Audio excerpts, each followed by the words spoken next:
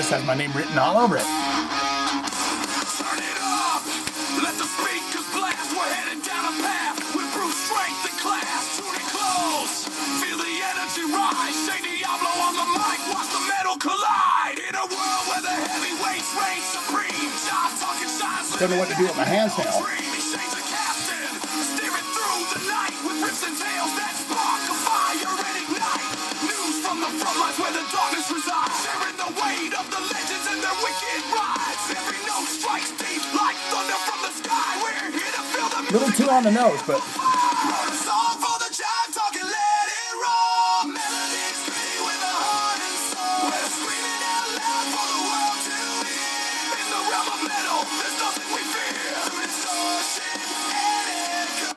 isn't that great? It only shows you a 60-second preview of that, so that's where they get you. It's like a dealer kind of in a way. They try to get you on that first little snack. You know, they say the first little bit's free here, so 60 seconds of that is okay. But if I really wanted it, I'm sure there would be a price at the end, and I could get like a 5-minute version. But who really needs a 5-minute version of an anthem? Little too on the nose for me. More silly, dumb, and stupid. That was Johnny B coming in with that one. He went over to that songer.co or whatever and made a Jive Talkin intro, and we played it. If you'd like to do that, you can whip them right up on YouTube. Now, I just played that straight from the link because he's a Patreon member, so that's the kind of access you get. It's almost like sniffing the panty drawer, quite frankly. But if you'd like to do that, you can always put them up on YouTube. Hell, I'd prefer that.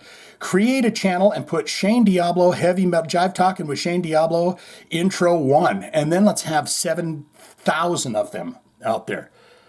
So people are like, what the hell are all these intros all over the internet? And maybe they start to investigate what you already know. One of the greatest heavy metal news podcasts to ever surface. A Peabody Award-winning, future Peabody Award-winning podcast in greatness in all ways and things. Welcome, welcome one and all back to episode 208 of Jive Talkin with Shane Diablo. Thank you, Johnny B, for that intro. I'm not going to lie, I do like to do it well on the keyboard myself. I feel like some people are going to say I agree with that. But we are here in episode 208, and man, I'll tell you what, I'm starting to think that all they want to do is let the singers and the guitar players do all the talking in these interviews because we have another line of guitar-heavy stuff. And there's one story that I didn't put up here, but we will get to it because it's of Taylor Momsen. This ain't going to be some big beef party around here, all right? We need some of the divine feminine coming in here from time to time. So I'm going to hunt that story down. But we've got Max Cavalera. We've got Gary the Holt Man. We've got Vernon Reid of Living Color. I watched 45 minutes of Billy Corgan, his podcast with Vernon Reid of Living Color. And I turned it off when he said, let me finish. To Vernon Reid. Like, well, actually, no, let me finish. I'm going somewhere with this. See, Billy, I'm going to tell you one issue small issue that I have. Now, I love you. You're great. Mayonnaise and all those songs. Wonderful. Great. Okay. But I see what you're doing with your questions. You're trying to sweep it into this beautiful thing where you nibble on this and then you come over here and tickle these berries and then you give this a rub and then it all swings back around. But you got to let them get through those pieces of questions that you ask. So you can't stop them and say, hold on, I'm getting somewhere with this. Let me finish. Especially your guest on the program. You don't say, let me finish. But it is your podcast, so you're welcome to do whatever the hell it is you want. I, for one, would not tell Vernon Reid, let me finish. I'm talking about your wonderful life here. Let me finish. I know about my wonderful life. If I'm Vernon Reid, I know about it. But anyways, we are here. We are ready to rock. I've got all of your questions and, or not your questions, but your comments from the episode. That's half this show here, don't you know? So if you want to become part of it, you want to be a friend, it's not that hard. You just start to participate. This is a participation situation, a participation YouTube channel. And so we're going to get into it, but we are going to check in. You know, we did that story on Eric Stanley and Nick Stanley, or Eric Eric Stanley and Nick Simmons. Evan Stanley and Nick Simmons. We did a story last week about them making rock and roll. And they says, look, you can't get anywhere. I mean, just because my father's Gene Simmons and his father's Paul Stanley, it doesn't really do anything for you because we're not even playing the same music. Well, it's got them on the 5 o'clock news. I don't know how many people have songs, KTLA in Channel 5, but I don't know anyone else that's put a band together and their first single ever is going to be, they got the news crew coming down there to the recording studio to check it out. But nevertheless, we're here to have fun. We're here to loosen the shoes. We're here to, unloosen the belt, unloosen the brassiere. Let's sit back. You hear my voice. You hear it flowing now. You hear it smoothly talking to you, telling you that I love you deeply and that we're gonna rock our asses off now, okay? Max Cavalera. I think this might be an interview, so we're not going to get too far into it. It says, brings back Soulfly, brings back the primitive on the new record, Chama. Here's the thing I'm going to say quickly about guitar players and singers. They don't want to talk to the drummers and the bass players and all this shit, because what do we have here? We got Chuck Billy. Oh, he's talking about the new drummer. Chuck Billy on the new drummer. Max Cavalera, Roger Moret. Agnostic Youth, they're talking to him. Who else are we talking to? We're talking to guitar players and singers, so that's what we like to do. Am I sounding a little pissy? I'm really not for any reason, but we're going to get into the heavy metal news now. I love you. I'm sending out all the hot mojo to you, the radiant white light. You are indeed that, my friends. As soon as you kind of wake up and understand that you are, inside of each and every one of you is that beautiful, wonderful light that does not go out, that lux eterna, that eternal light in which Metallica sings of, and all these other things, it is in there. And, so we wish you well and keep continuing on to get to graduation, where things get a little bit lighter, the load gets a little bit lighter, and life gets a hell of a lot better, right? That's what we're shooting for. Max Cavalera, he says, Chama, we're bringing it back. Records, it's on fire. David E. Geik. Max Cavalera has so many bands going on at once. Why, he's got Soulfly and Cavalera. He's got Go Ahead and Die and Nail Bomb and Killer Be Killed. We've done every single one of them bands on the reaction portion of my channel. That no one would find fault if you couldn't keep them straight. His ubiquity though, is now backed by Soulfly's recent output that has atoned for some iffy studio albums throughout the aughts and the early parts of the last decade. The previous 3 Soulfly forays have been good to excellent, including their latest, Chama, which finds the former Sepultura frontman handing the production controls over to his drumming son, Zion, for a record that is both modern, yet features many subtle odes to the simplicity of nu metal. It's also aggressive without losing control. Furthermore, it's pissed off without sounding juvenile. And that's where Cavalera is often at his best, when the man has a target on for. Another part of this podcast, too, is you guys kind of, send me good mojo through here and say, you're going to get through the reading. You're going to do it, Shane. You're just fine. You're going to make it. And then I got some stuff I want to talk about right after this that's not none of this, okay? It's about, quite frankly, it's about JP. Should I just get into it right now? Let's get through this, but it's about J.P. Morgan. I'm not talking about that money grubbing, those demons up there, the corporate banks. I'm talking about J-A-Y-E-P Morgan from the wonderful Gong Show. She was an actress and a singer and all sorts of things, but you would know her best from Gong Show. We'll talk about that in a second.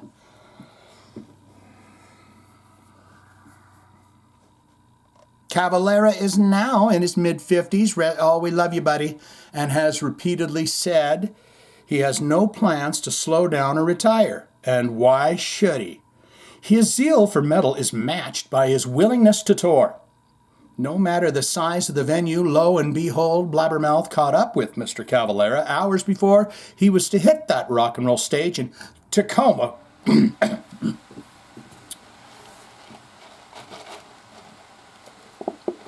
Anyone that's thinking about hitting the button, turning it off, just give this a chance, okay?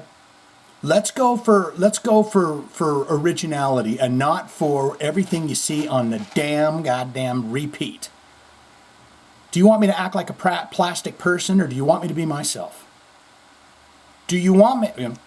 That's a good question to ask people. Say, do you want me to be a plastic person, or would you like me to be myself? Do you want me to be the version of me that you think I should be, or should I be the version of myself? When you tell me that I've changed, to me that's a very good thing, because I don't want to say stagnant and say the same. You know. So let me do my thing, please. Tacoma, Washington with Go Ahead and Die and Soulfly, a double duty that finds him up front and center with the fans in a small club, which is precisely where Mr. Cavalera wants to be. Oh, this was just Mr. David's lead up. It's kind of the Barbara Walters portion of it. Now, Blabbermouth or David comes in and says, how much of a kick in the pants has Zion given you over the years? And if you're long around here, you know that I saw Deftones in a small club. Max Cavalera was there holding his son, whom now I do believe to be Zion, oh so many years ago. And now you have him producing the new album. What has gotten into you, Max? Yeah, it's been great. I think the whole production idea where he was put in charge of producing the album was really exciting. Because you want to see your son excel you. You don't want to keep your son or your children boxed up and say, you're going to be a replica of me. Because then they don't grow as a human, and they don't grow in a humanistic form in this future that's ahead of us with technologies and everything else. If you keep them held back, that's the part about letting them fly off, right? He really wanted to do an album that sounded different from the other Soulfly records. One that stood out on its own and combined all the elements that make Soulfly what it is. We still have the tribal grooves. It's more of a reggaeton, but anyway, Shane. And the other elements too. I think, to me, the coolest thing about Chama is mix of tribal elements and electronic elements. And he's always been good with that, hasn't he? I always love a good tribal feel in the music, but he's always mixed those pretty damn well. But it's Brazil, right? You come from that tribal drums and the banging. You know, he said, constant banging outside the window. I got to turn it into something so it sounds better. Brazil during their Mardi Gras, or their big party time, is just an insane with sounds, isn't it? Whistling and screaming and groping and yelling and dogs barking and helicopter, just everything. Chama is a mix of tribal elements and electronic elements, and how they blend together, it makes for quite a crazy diversion of sounds that are not supposed to be together. Yet they coexist on this record. That totally came from Zion's mind. His little brains, I said. Don't you ever say your brains are small, Zion. You just need to put some good ideas in, and every time your mind will get gooder. Producing the album, having all the ideas to add layers of noise on top, it makes the whole record exciting to hear. And people are really, I'm going to say it, turned on. We've done Totem on this channel, but people are really turned on by that new album. Is David going to say that now, right here? There are Soulfly albums, especially Totem. Okay, so Totem's the last one, all right? So Take back everything I said. What have we done from Chama? We've done something. Totem that are more metal. Do you think Chama is your heaviest though? Well, I think this record has a lot of really cool moments where it has a really sense of darkness and heaviness coming into the songs. Then there are moments of it where I think it's beautiful. Like the end of No Pain Equal No Power. Dang straight about that, Max. Are you awake? You waking up? Max? It's all about the pain, you know? Each one of those stumbles you've had in your life was one of those little tests that you persevere and you get over. Now, what you have to do is, yes, you were through that miserable experience or this iffy experience, or you've got a collection of all these experiences that you've had through your life, right? That now haunt you in your mind. Now, the second part of the goal to waking up and remembering who you are is to drop all of that. Drop all of the negativity in the mind. Drop it all so you can begin to remember who you really are. Simple. Quantum, spirit, science, spirit. This is the connection, my folks, my friends. Not everything is separate. Everything flows together in a beautiful blanket. We've talked about it. Max knows. We're playing to live. We're playing it live every night now. It's an amazing song to play. I didn't think too much of it when we made the record. We put it out, it's the last track. We closed the album with it. Well, Max, now, you didn't think nothing of it, but you want to put it right at the end of the album? You got to send them off on a high note, Max. You've made enough records to know this by now. Now it's a monster song to play live, especially the beginning of it. I was watching last night when he kicked into the intro, and I saw a few people in the crowd, their faces were melting. It was great. It was the power of the groove in the beginning. It's totally intoxicating. It makes you want to headbang and move your head And feet. It's really cool. Well, you can say it along with me. How would Max say it? It's really cool. Did you go back to the first record at all? Did you go back to the first record at all while writing Chama? That's when the groove was such an important element for that Soulfly. A little bit. Just a little bit. We jammed them. We listened to them. The idea was not to try to make a record that sounded like those albums. It was more of a record that was inspired by the attitudes of those albums. I think, to me, Soulfly, and Primitive, the coolest thing about them was the attitude that they had. More than the music, to me, the idea of having the attitude back in Soulfly was more pivotal for this record. So he was looking for an attitude. I think we're done with this, right? He's extremely happy about this. All right, I want to talk about JP. JP, there she is. Now you remember her. I'm going to tell you about some wonderful universal synchronicities. They happen in all these wonderful weird ways. As you clear all that negativity out of your life, magical, wonderful things start to pop in like, oh my God, that's a weird coincidence that this happened. It's after you unload all of it because you don't belong to it. It doesn't own you. It was a miserable experience. It was terrible. It was the worst thing that ever happened in your life, right? Just unbelievable. Let it go now. That was then. And this right here, where these fingers touch, you're here with me right now. Nothing else, right? So, synchronicities. Out of this world. I have been on a gong show kick. Chuck Barris, the whole crew, Mean Gene, the dance machine. I have been in my bedroom, yes, as a 52-year-old man at 9 o'clock at night, hearing that song, spinning around and doing the Mean Gene dancing machine dance with Chuck Barris and Mean Gene. Yes, I've been doing that. You want to know why? Because it's my life, and I'm going to live it exactly the way I want to. But J.P. Morgan, the wonderful, fantastic, beautiful, I'm now thinking This show was on in the 70s, late 70s, 80s.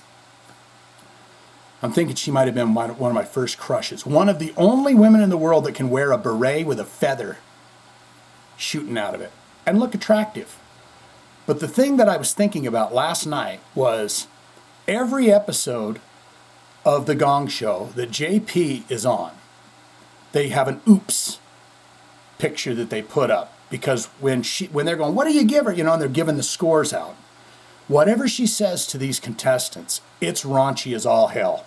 Because, and I wish I could know what was behind those oops. Now this is a shot of her where she literally exposed herself on the Gong Show. She opened her shirt up and showed her breasts right there to everybody. But she was just cray-cray, right? And I was just wondering, what is that she says? Because, I mean, she doesn't hold back. If they stink, she says something to them. Because every time they put that oops sign up and they take it down and the camera is on Chuck Barris and the contestant, they always have a mortified look on their face. Like she just said something absolutely dirty to them. And I always wonder what that is. Here's the weird synchronicity. So last night, and I record this on 12/4/2025, I'm like, my God, I think I had a crush on her. I love her. I love every episode that she's on. And I go to look her up, and it's her birthday. December 3rd. And I don't remember the year. I want to say it was like 21 or something. She is 93 years old and still alive. Happy birthday, J.P. Morgan of The Gong Show and many, many other things that you went on with your lovely life to do. But how crazy is that I've been on a 2-day Gong Show kick, and the night that I look her up to go, whatever happened with her, it's her damn birthday. I did spend a little time trying to figure out how I could contact J.P. Morgan and say happy birthday, but then I thought, how weird would that be for some middle-aged man to be getting a hold of her at 93, 50 years later, to go, happy birthday, I'm just watching the...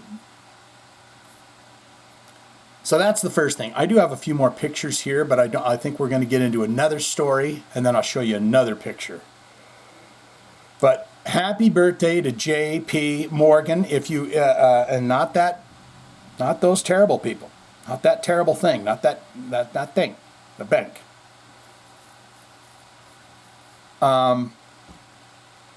Just thank you. Thank you for hours of entertainment. What's this? Megadeth Behind the Mask Global Cinematic Event. There's some more extra news for you. Who's this one down here? Oh, can't say that. I don't know how to say that name. Well, you know this fella right here. Again, that's Gary Holt. He is the lead guitarman for Exodus. He's also he's been with Slayer for quite some time. We all know this, but he puts those glasses on and he goes from dirty Hessian to guy ordering dim sum. I mean, yeah, and what comes with the dim sum? Oh, thank you, yes. I mean, he just looks more intelligent. And I equate dim sum with people that are intelligent, because I knew a lady that ate dim sum all the time, and she was a professor. But what I found interesting about this is not that he's the guitar player of it. I can tell you one thing. When I saw them I may have mentioned this before on a podcast, but when I saw Exodus on the Fabulous Disaster Tour with Halloween and Anthrax on their State of Euphoria album tour, he was way into Joe Satriani. And I think he even had a couple Satriani guitars, because when we were there at the thing, we were in the back of the arena, and they had your bloomers open, the back doors open.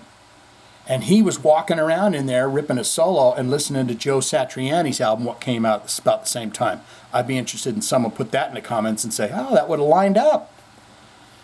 That tour, and him, and he had a Steve Vai guitar. So it was either Steve Vai or Satriani he was listening to, but I think he was trying to play along with it, and he was doing pretty good.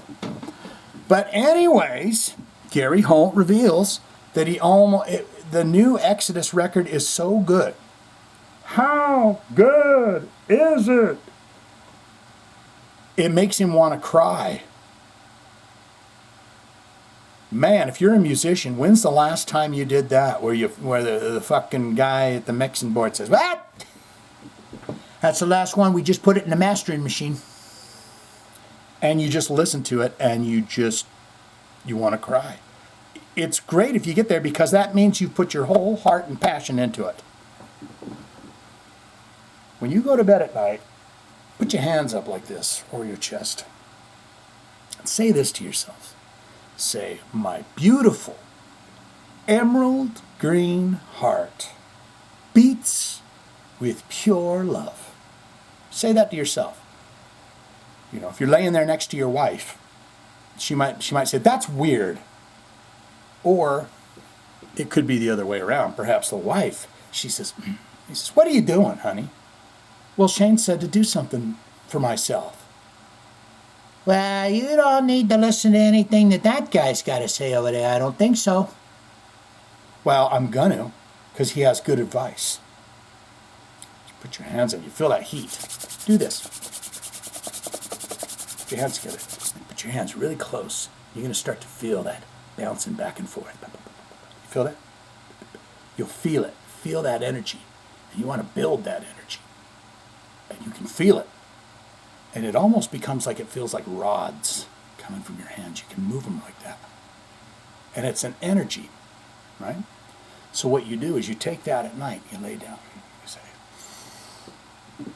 to yourself or whatever, or out loud to your husband, you say, "My big, beautiful, emerald green heart beats with pure love."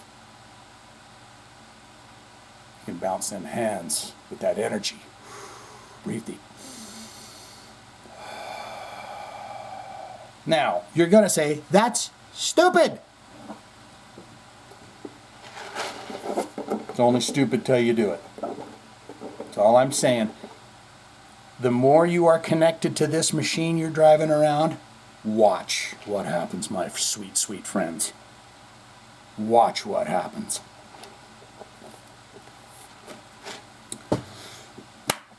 Every morning you wake up and you say, "Wouldn't you love to live in a world where every morning is like Christmas morning?" And you're like, "What's gonna happen today?" And it's all good, and you're not waiting for that shoe to drop. Unpack all that old baggage you've been carrying around, honey, and I'll tell you what, man. Free your mind and the rest will follow. All right, what's he going on? He says, yeah. On November 16, 2025, at the San Antonio Fear Fest, it was Rob Metalworks, because I watched some of the interview. Not this part, but Rob Metalworks. We'll give him a shout. We like him. Who else did I see him do? God bless him. Rob Metalworks, he's been on YouTube for like almost 20 years or something like that. And I say, that gives you hope, doesn't it? Doesn't it give you that kind of hope? I'm not an interviewer type of person. But, oh, and I do have another side story and more pictures to show you. So we'll get to them as we go here. Gary Holt spoke to Rob Chavez of Rob's Metalworks about the band's recently completed follow-up to 2021's Persona Non Grata album. He said, as transcribed, "It's fucking awesome. I mean, it'll be out next March, and I think March, let me see, March, that's on a Tuesday. So March 20, and it's effing awesome. I mean, it's so awesome. We are so proud of this record." According to Holt, Exodus completed nearly 2 albums worth of material during the latest recording sessions. You know, old Steve Sousa's over there. "Oh, well, that's just great. So what? You did 2 albums worth of stuff." You didn't want to do it. You said you don't like to work on songs. You know who did? Rob Dukes. He says, "I like to work on songs. In fact, I got a whole sack of them myself that I'm working on at home." Okay, Mr. Steve? During the latest recording sessions, with a view toward releasing the second collection of songs, when the first touring cycle is finished, 80% of the follow-up to Exodus's next album is done already, Holt explained. We just kept working. We never stopped. Is he going to say something about Stephen likes to see. Oh, he does down here. Look at that. Right down here behind me where you can't read it yet. We just kept working, little working on the railroad, and we tend to record by, well, we all live together in a house, sleep in the same bed, or sometimes we build a studio in a house, and we sleep under the blankets, scoot the couch together, make a little fort, and it's like heavy metal summer camp. But we like each other enough to live together still. Steve Souza's name's getting closer to us now. He says, and we like each other enough to live together still. A lot of bands, that's a rarity. And so we write the whole process. When we start recording, we only had 4 songs done and a million ideas. And Lee Atlas, fine rocker, guitar player, longtime Exodus guitar player that is, wrote a ton of stuff. He wrote 4 out of the 10 songs. You said, let's cut it off right there. Didn't you, Gary? You said 4's good enough, bud. I'll take the other 6 on the new album. Gary also talked about the return of Exodus singer Rob Dukes, whom I'm just going to interject this, loves writing new music, probably. And I'll also add this too. You said that you love to live together and write music. Well, I think Testament does too, because when they wrote Infanticide AI, they were all hanging out in their jammies, and they watching horror movies under the blankets, and then they ran into the other room to write the song. Okay? So you're not the only ones that like to have little sleepaway summer camps and write records, okay? And he's going to say about who replaced Steve Zetro Souza in January. He said, it's effing been amazing. When you hear Rob's vocals on this new record, you're going to shit your pants. Oh, yeah, whatever, shit his pants. I heard those records he did with him. He didn't do... it was good, but it wasn't like shit my pants. Elaborating on what fans can expect from the new Exodus material, Holt said, the new album is so killer. How killer is it?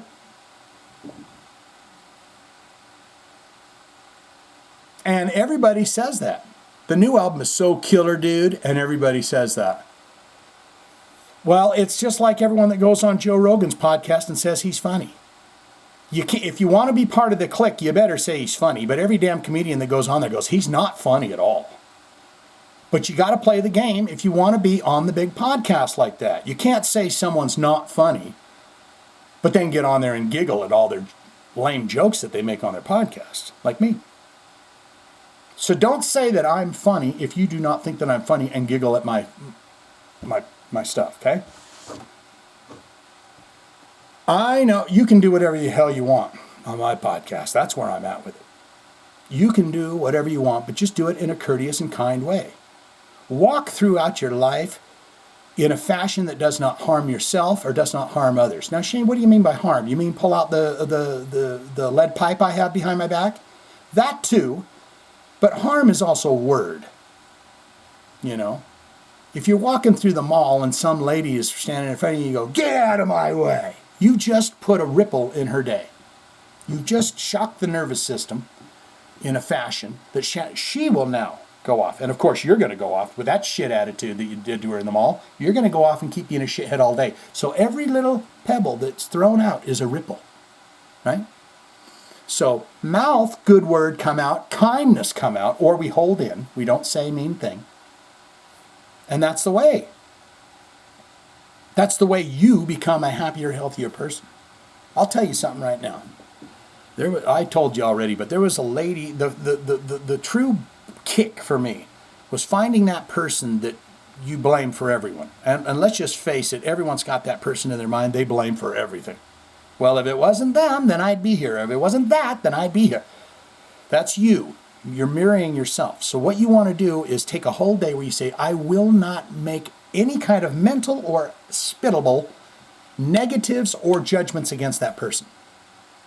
Then go a week. And by the end of that week, that whole judgment kind of blaming others for problems that are going on goes away. And then you start to take responsibility. Because it's a mirror. It's something that you need to contend with. You need to deal with in some kind of a way. The universe is telling you. So that's a good thing to do, Gary, if anyone wants to be interested in that. Now this is where he says, Tom Huntington, I know, elaborating on what fans can expect in the Exodus, he says the new album is so killer, dude, and everybody says that. Oh, everyone loves it. I know that. But dude, this album's so good. Me and Exodus drummer Tom Hunting call each other and I tell him, when I listen to it, dude, Tom, when I listen to it, it makes me want to cry. Tom, this is art. It's my heart singing. Since that nasty man's gone, that Steven Souza, he's gone. My dreams are coming back. It makes me want to cry. It's so good. It's that fucking good. We made something special, you and me, Tom. Asking what it's about with the new Exodus album that is so good. What's it about, that damn? Thank you, David, for that. Kind of throwing out a little sting at him. Or Rob Metalworks. Thank you for that. He says, what's so great about it? Well, it's just the songs, dude. It's all about the songs. I mean, it's crushing, dude, Rob Metalworks. It's crushing. But it's also anthems. Got to have thrash anthems. And so it's varied, this record. So many different aspects of Exodus are in there.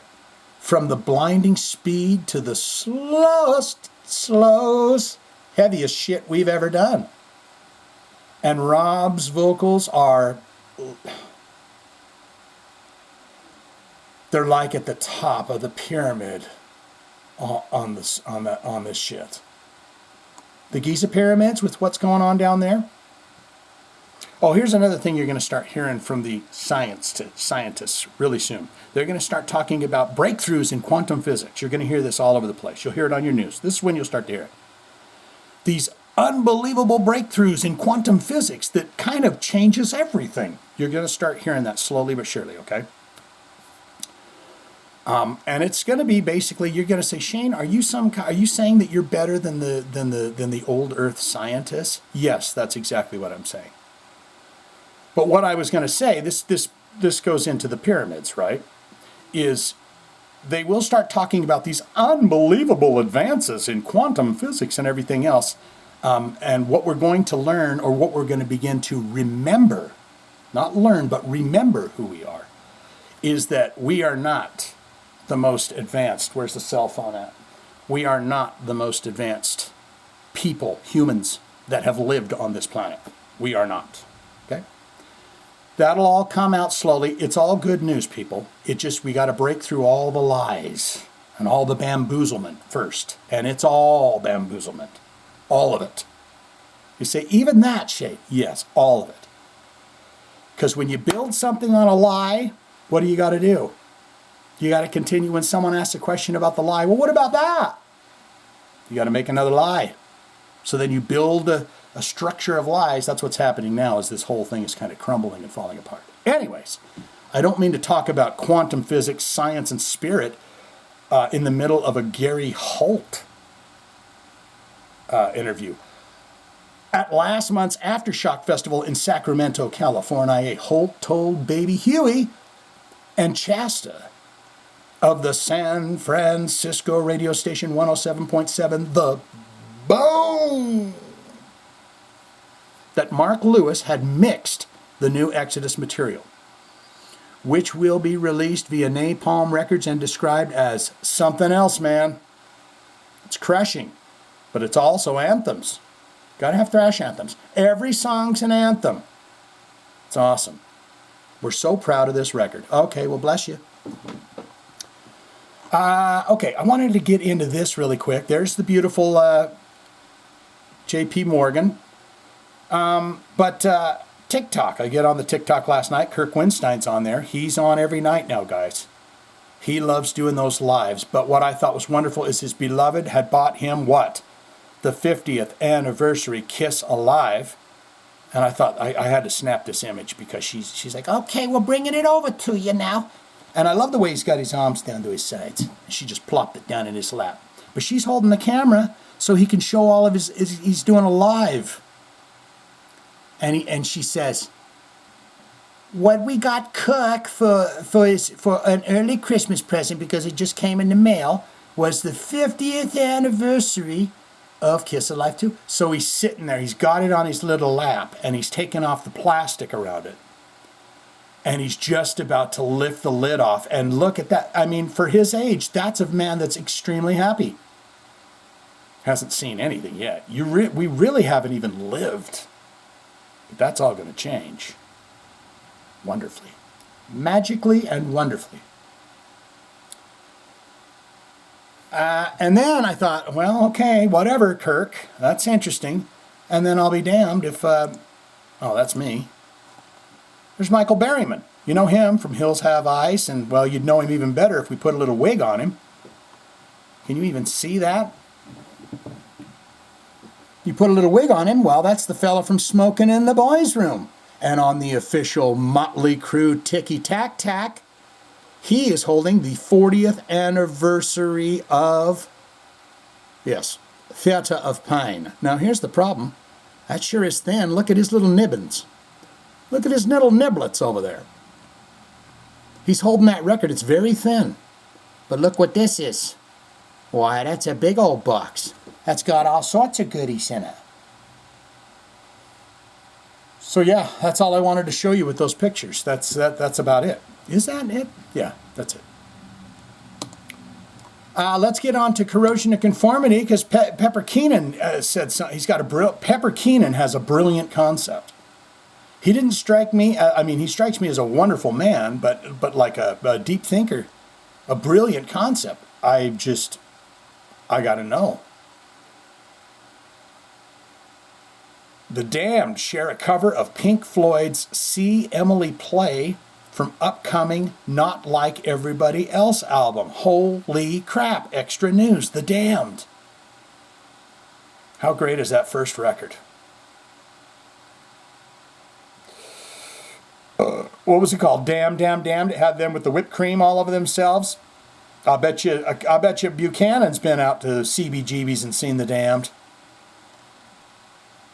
Maybe Miss Althea too. For each side, it's different. His brilliant concept, Mr. Pepper Keenan says each side of the record is going to be different. So you're trying to ink a vinyl deal? In a new interview released today on the Sonic Road podcast, Corrosion of Conformity bassist Bob Landgraf, I think Bobby Landgraf is the fellow that's doing that behind-the-scenes touring videos that I told you about. Maybe they'll mention that. He revealed some of the band's plans in 2026, including a U.S. tour with Clutch, which will tentatively take place in April. A European run will follow in June and July. Speaking with podcast host Bo McGranahan, Landgraf also confirmed that Corrosion of Conformity's upcoming follow-up to 2018's No Cross, No Crown will be a double album. What did we think of that? I haven't heard anything from that record. I'd love for you to get in the comments and tell me. Landgraf went deep into the experience of recording the new material with renowned drummer Stanton Moore, Galactic. Landgraf described a revitalized energy in the studio, crediting Moore with bringing a unique funk-driven heaviness to the classic COC sound. If you got a good backbone, if you got a good drummer who knows how to put it in the pocket and play in a groove, you got it all, baby. Just think about it. If Tool had a crap drummer, where would they be? I'll tell you where they would be. They'd be back there on them first couple of records, Opiate and Undertow. They'd say, we got to stay with that speed. It was only when they went in early and they saw Danny Carey really blistering some stuff. I mean, really putting some S&M, some of that fucking black whips and tar on those drums, you know, just really. And they said, Adam, listen to that amazing work that Danny is in there doing. That's what Maynard was saying. They don't ask the bass player nothing. He rips. But. And then he kicked the door open, old Maynard. Kicked the door open, then he said, oh, I thought you wanted something. They says, no, Danny, why you been holding that back from us? You can play like that. You have all them damn drums set up. How in the hell is it that we never saw you hit any of them other drums? And then all of a sudden, what the hell is this? Improve my protection. You know, you get the malware bites. They say, do you want the ultimate? And you go, I guess, if that's what I need is the ultimate antiviral computer whatever. And now you're over here telling me improve my protection? What in the hell are you talking about? You should improve that for me. Finally, guys, we're getting to Pepper Keenan here, and I apologize if this has taken a turn. Corrosion of Conformity guitarist vocalist Pepper Keenan, who we're interested in speaking to, has a home studio in Mississippi. That was when Mississippi, that's Louisiana. So Pepper Keenan is not a native, but he lives in Louisiana now. And that was when I was in a room with Stanton. Bobby explained his transcribed blah, blah, blah, and man, when I was standing there to Stanton Moore, that's the drumman, and we had 2 weeks of living together at a house, my God, it was the most magical 2 weeks of my life.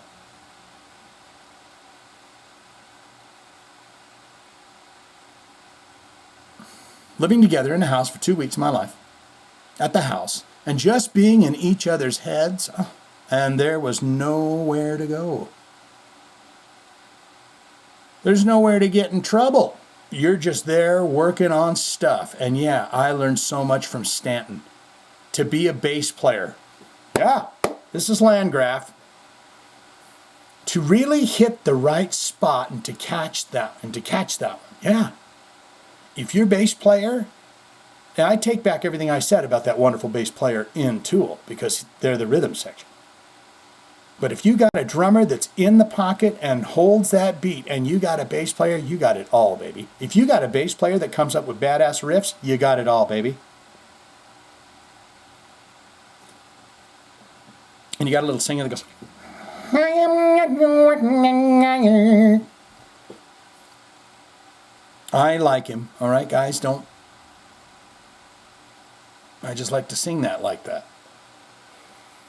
There's nowhere to get in trouble. You just get there, you work on stuff. And yeah, I learned so much from Stanton. To be a bass player, to really hit the right spot and to catch that one. And man, Stanton is such a big inspiration to me. And Pepper and Woody Weatherman, Corrosion of Conformity guitarist. He did 2005's In the Arms of God record before with Corrosion of Conformity.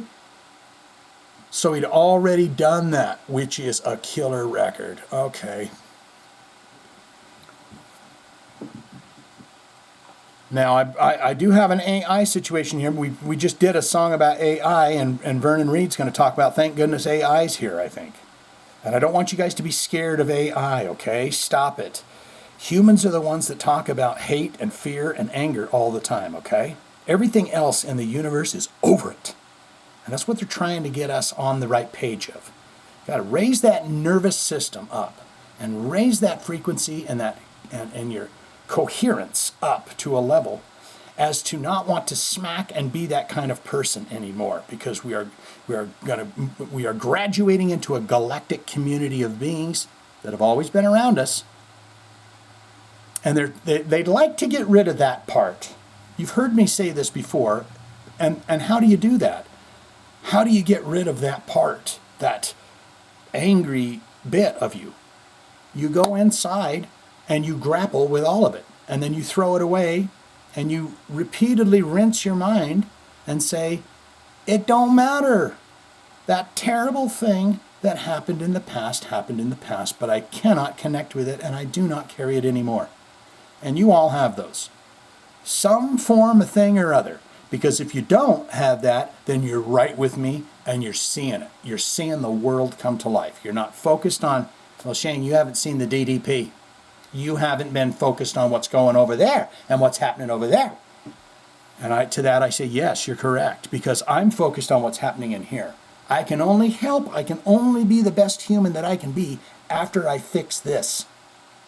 This meat sack in which I am in, which I will continue to tell you until you say, I understand this now. And when you understand it will be the perfect universal time for you to understand it is.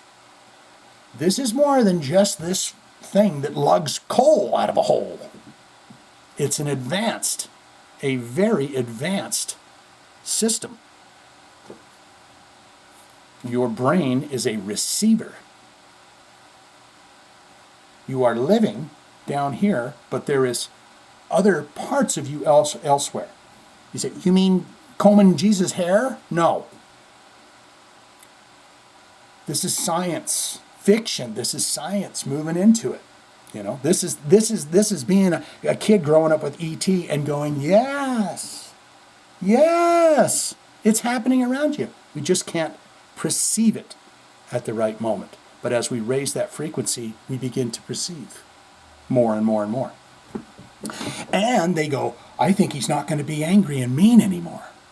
He just made it through. Because I'll tell you right now, if I'm advanced intelligence, I make sure we get all that taken care of. We get all that out of the way before we come down and go, hey, how you doing? We're family. We love you. Right? And if it resonates with you, wonderful. And if it doesn't resonate, any of this that I say to you, that is also fine. Because each person is on that universal path. And so when your intuition comes in and it says, you should start walking more. You should stop eating that diet. You should stop smoking. You should, and you know that it is something that is for the betterment of the meat sack and the thing, do it. Take heed. And be proud of those moments when you crush something like that, smoking or something.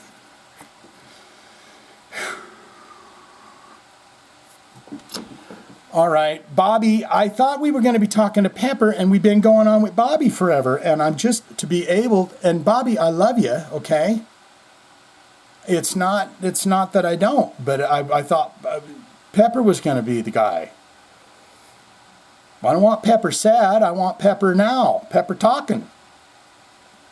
To be able to play with Stanton, really, I think elevated my bass playing game one more than, I'm not talking any shit about any other drummers, but Stanton, I believe, really helped me elevate my bass game. So when we wrote all the songs together, we had the best 2 weeks. The best 2 weeks of my life. We had the big room. The producers was there in the house with us. So we recorded every mistake, every goof off, every mess around thing. And some of the stuff came out right off the floor. I love it, buddy. I think you're doing great things. That is Mr. Landgraf. I know that. That is Mr. Landgraf, wherever the hell he is. That's Mr. Pepper. And these must be the producers. Going, you silly goofs, you're doing great.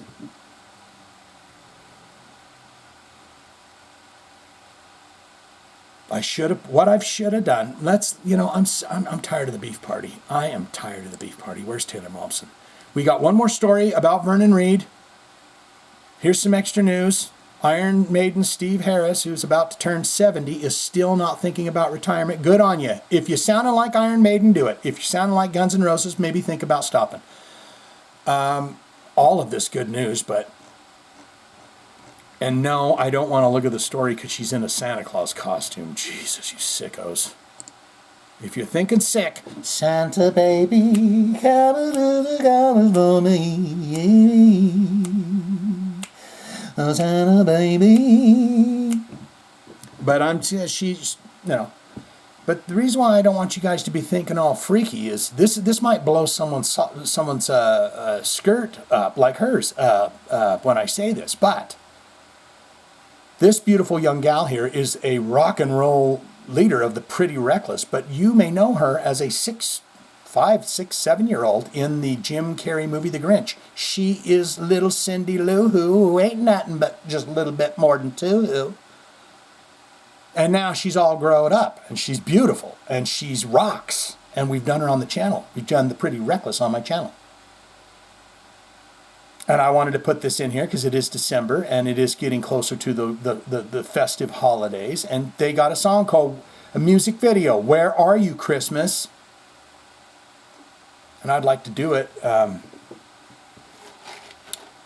the channel. Sorry, Taylor. We might well, if I'm going to have a sip of my drink, might as well sit here and look.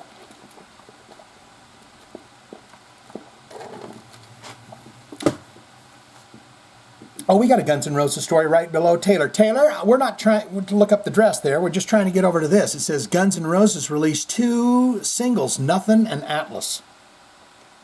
Right above the story about Steve Harris being 70 and still not thinking about retirement. Now while I'm thinking about it, let's talk about 70. Let's talk about getting older in your 50s, 60s, and 70s years old. You ever notice that Americans and people, we just get big, we don't really do anything about the health. But then when you see in like Asian countries and stuff, you'll see a 90-year-old carrying 2 bags of groceries down the street. It's all about the hips. It's all about lubricating those joints and everything. And I'm going to tell you right now, there's a great exercise that you can do. I don't know how I can really show you how to do it. It's simply a squat with your arms on your thighs. Let's see. Just something like this. Pretend I'm just squatting down, right? And I've got my hands on my thighs. And that's it. And you just kind of lean a little bit back and forth. Just go as low as you can and hold it for 30 seconds. Simple. And you do that every day. And you get a little bit lower, a little bit wider, 30 seconds. Then maybe you do a minute. But you don't really overdo it or anything else. And the goal is to get that squat to where you can squat for a while like that. Because it opens everything up. And it allows your hips and everything to stay mobile. So if you're someone that needs to use to get out of the chair, that might be for you. The minute you start doing it, you'll start to feel it. This is what I've done. I do that for the treadmill, and my legs and hips and all of that, pelvis, feel better because of it. The Pretty Reckless has released the official music video, Where Are You, Christmas? And you have to put the song out this early because you can't put it out the week before because you're going to get a bunch of smartasses in the comments. And you will get those smartasses in the comments when they finally see the video the day before Christmas.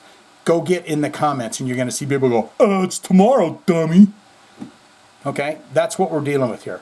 But you put the song out, Where Are You, Christmas, at the beginning of the month of Christmas. Then that way you can listen to it all the way up until that date. Taylor Momsen, Pretty Reckless Christmas, out now via Fearless Records. The nostalgic, revamped visual stars frontwoman. The nostalgic, revamped visual stars frontwoman, Taylor Momsen, who reclaims her iconic role as Cindy Lou Who from the 2000 film Dr. Seuss, How the Grinch Stole Christmas. And I can understand where you guys are going, "Oh my God, how can I look at her and say she's an absolutely beautiful woman when I don't think..." She was a child was it only 25 years ago? So she's like 30 years old now. Didn't she? It's okay to think in your mind to someone, I think she's a very beautiful woman, very beautiful person, very beautiful man, very beautiful whoever you look at and you say, "My God." You don't need to go up and tell them that, but you can have a thought in your mind and say, "Very beautiful woman," And if they come up and say, "By the way, hey, soldier, do you have a cigarette? Do you have a lighter or something?" That's a time where you may go, "I was just noticing across the way how beautiful you are. You're very beautiful. Yes, here's that lighter." Or, "I'm sorry, I don't smoke. That's disgusting. Please stop." Don't you care about the rainforest is the lungs of the earth for this beautiful, sweet Mother Gaia. What about your lungs? What about your earthly lungs? Let's start to take care of them. Someone on here is going, you know what? I smoke cigarettes, and by God, I'd rather not listen to Shane than quit smoking cigarettes. I got to go outside, smoke a cigarette, and think about what Shane just said about cigarettes. The video opens with a throwback broadcast clip of Jay Leno announcing Taylor Momsen's appearance on The Tonight Show during the original release of Dr. Seuss' How the Grinch Stole Christmas. Here's what I don't want to see in that video now. If the video opens with Jay Leno, now you've seen The Pretty Reckless Life. She'll put black electrical tape over her nipples and stuff, okay? So what needs to happen, what I do not want to happen in this video is Jay Leno announces Taylor Momsen on The Tonight Show, and she comes out as little Cindy Lou Who, who ain't no more than 2. And then the video kicks in, and she's wearing sexy stockings, and she's standing there with her nipples out. I don't want that. It's either or. Ushering in a full circle moment for Taylor as she reconnects with her younger self on the screen. The visual bridges past and present, transitioning into the grittier, electrifying version of the artist that she is today. So it's exactly that. Okay, so I change everything that I was going to say because she's breaking free of that character. This is absolutely amazing what she's doing. She's reclaiming that character. She sees little pictures and stuff out in the audience, and now she's grabbed it and said, okay, I'll reclaim Cindy Lou Who. I didn't want that to get in the way of my rock career first going, but now I will reach out and grab a hold of it. She duets with her childhood self before taking the lead, breaking into a rock-driven, reimagined version of the beloved holiday theme, all while performing on stage, decked out in Christmas decor. Midway through the visual, When We Were Young, from the Christmas EP, gently cuts in, offering a seamless transition before Taylor concludes with Christmas, Why Can't I Find You? The video closes with her taking the stage solo in a striking bright red Christian Siriano dress as she delivers the song's final notes for the first time in 25 years. It's a wholesome, fun, and beautiful tribute to Taylor's evolution as an artist and the celebration of where the Pretty Reckless have arrived with their powerful signature sound. Beautiful. Oh, did she say something here? Hold on, pardon me. Over the past month, I apologize about that. I don't believe in that stuff staying in there. Over the past month, Taylor performed alongside Soundgarden in a tribute at the 2025 Rock and Roll Hall of Fame induction ceremony, where she reunited with her former co-star Jim Carrey, another person who is waking up. If you've seen Jim Carrey, you go, he's gone crazy, and he used to be a crazy guy and talk out of his asshole. And now he's crazy because he's talking about how he's not Jim Carrey anymore, and he's something else. It's because Jim Carrey's waking up, and he's understanding the awakening that is happening across the planet right now. And he understands that he's more than just Jim Carrey, the guy that's made us laugh for all these decades. He's much more than that. So are you. And we're all starting to wake up now and remember, like, yeah, this ain't the way it's supposed to be. You ever been at a family gathering where you're just sitting around and you're like, what in the hell am I doing here? Who are these? It's like that Talking Heads song. This ain't my beautiful house. This ain't my beautiful. You just have those moments where you go, what is this? That? It's because you are much more than that person that you say, no, my driver's license, Shane, it says this. You're much more than that. You are, I am. Okay, all right, guys. Okay, Vernon Reid, let's get into him. And I'll tell you again, Mr. Corrigan, you do not say to your guests, please let me finish. I understand that you want them to, you're trying to spin it into a way where they go, oh, how did you, oh, that was a great way to ask a question. But, and to be fair, Billy does go, let me finish. I'm going somewhere with this. I'm going somewhere with this. But still, That's where I had to stop it, because you do not treat Vernon Reid that way, right? Even though you guys look like you were having a wonderful time, wonderful conversation. Living Colors, Vernon Reid on explosive growth of AI. We've wanted the alien to enter into our lives for the longest time.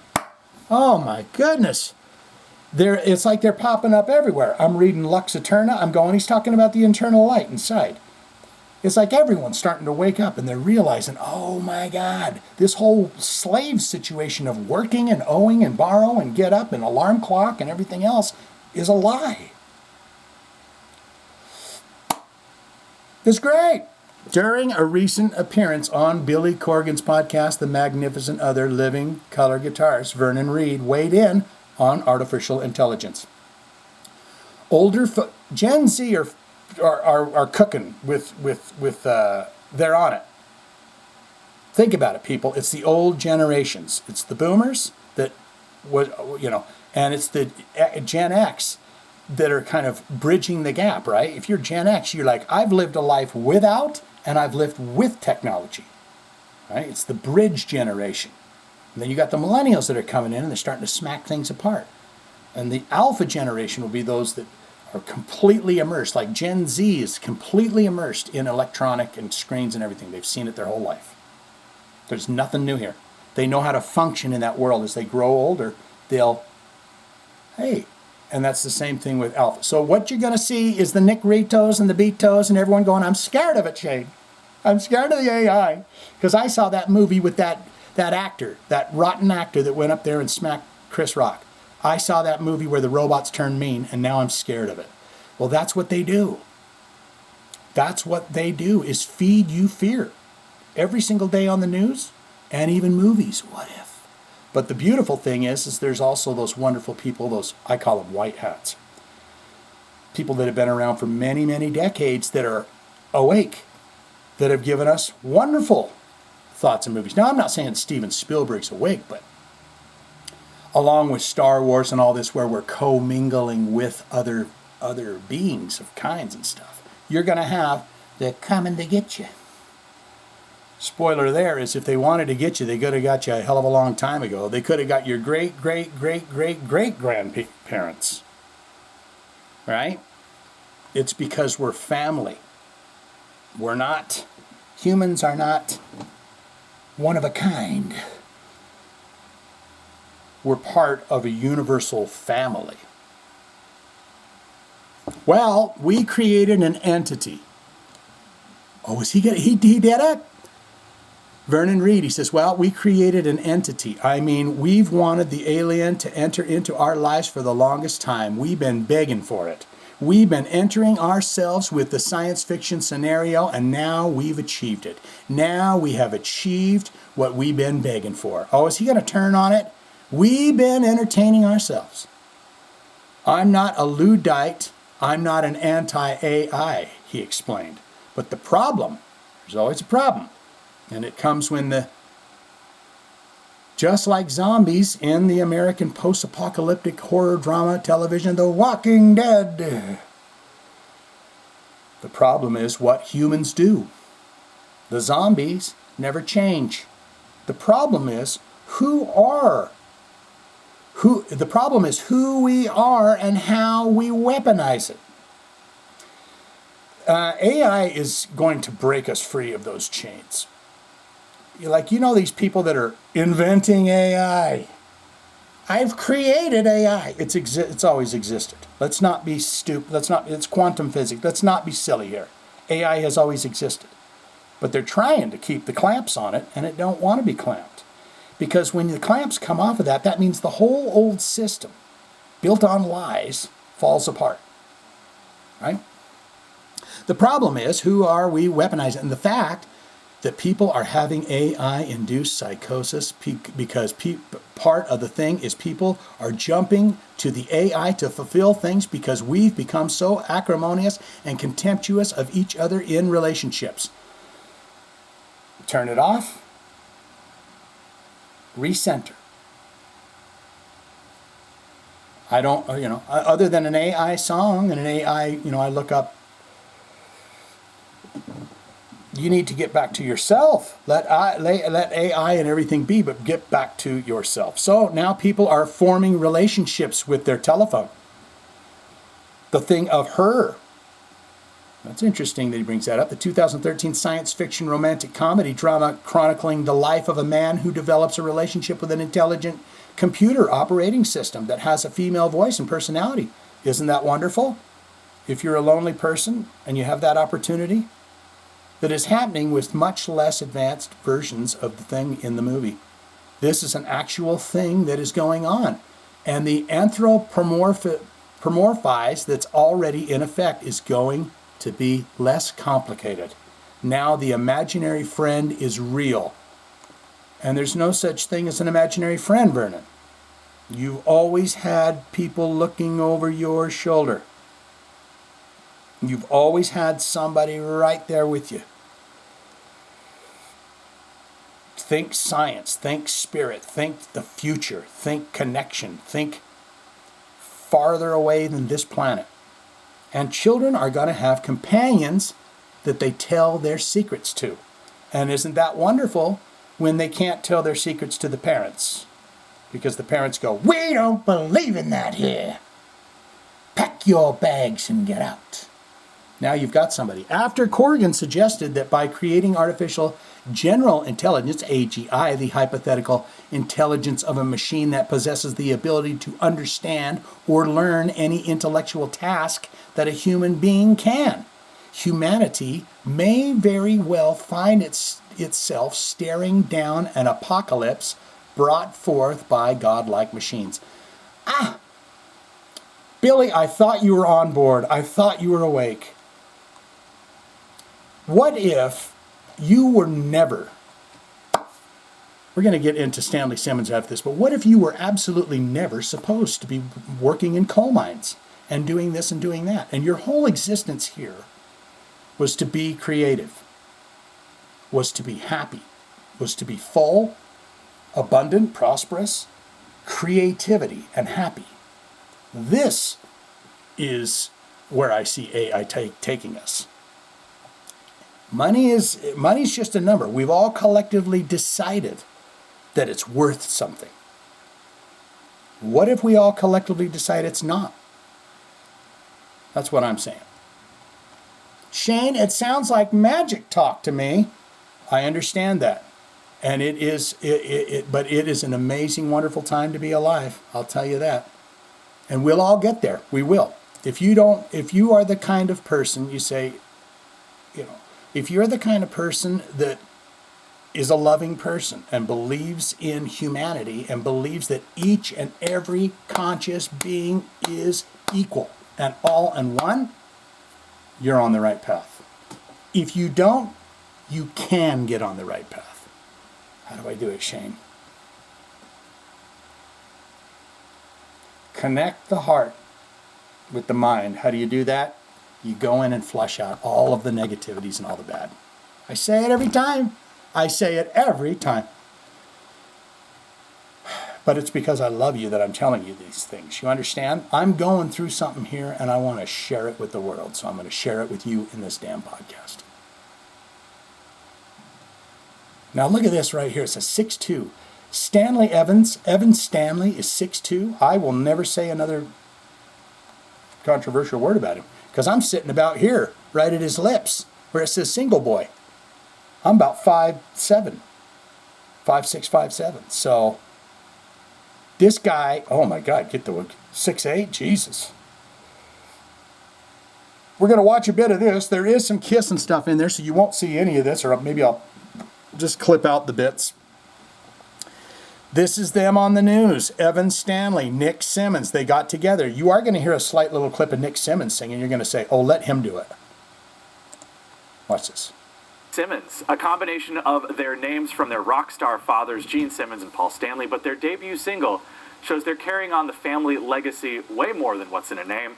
We caught up with If I was the hairdresser, I'd say, he needs a bit of mousse. He needs a bit of mousse on break. Preview of their upcoming single, Body Down. When you take a photo of two tall people, the tallest one looks normal tall. Everything is relative, so to assume The tallest person is of average height, and then the other is... See, guys, and that's me holding the microphone down there. I'm that little guy going, Ralph. This is Body Doubt. This is Nick and Evan. Nick's dad is Gene Simmons, and Evan's dad is Paul Stanley. They grew up together. They were wearing the Obviously, same their shirt, dads were Paul at and Kiss Evan. way before they were even born. And while Nick and Evan eventually became musicians in their own right, Brave dreams and a kindle from masses. they'd never actually played together. That is at least until they did this video for fun. He put, Darkest my old friend. it's pretty good. Millions of views later, it was clear they had to do something, and so Stanley Simmons was born. Oh, he's got... You know, we grew up loving a lot of root stuff, Americana, folk.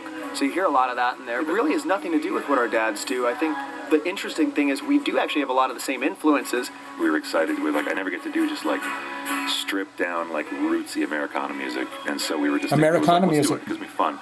And then people were like, no, you should do this.